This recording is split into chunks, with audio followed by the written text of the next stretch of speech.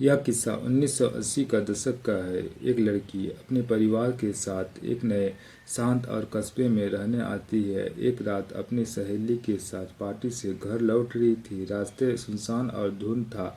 अचानक गाड़ी की लाइट के सामने एक परछाई आती है, एक छोटी सी बच्ची जो सफ़ेद कपड़ा पहने हुए थी।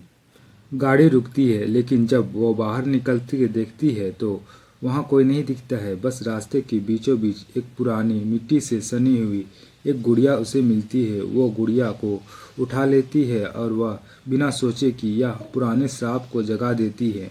घर आते ही माहौल बदल जाता है। लड़की और उसके दोस्तों की अजीब तरीके से सपने आते हैं जहां वो बच्ची उन्हें बुलाती है। सबसे डरावनी बात यह थी कि उनके शरीर में अजीब तरीके के निशान बनते हैं और जख्म बनने लगते हैं, जैसे कोई उसे अंदर से क्रोध रहा है। वहाँ के बुजुर्ग उस बारे में बात करने से कतराते हैं। उसे पता चलता है कि सालों पहले एक बच्ची इसी तरह गायब हो गई थी।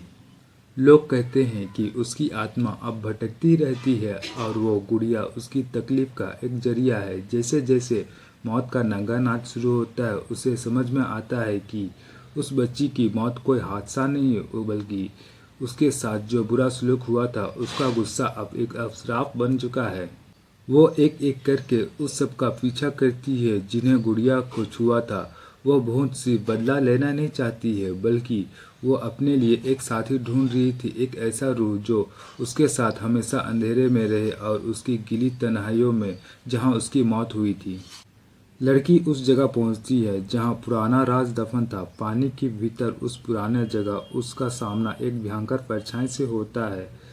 कहानी वही रुक जाती है जहां डर खत्म नहीं होता है, बल्कि एक नए रूप में वहां रह जाती है। वो गुड़िया भी वही रह जाती है, किसी एक नए शिकार का इंतजार में।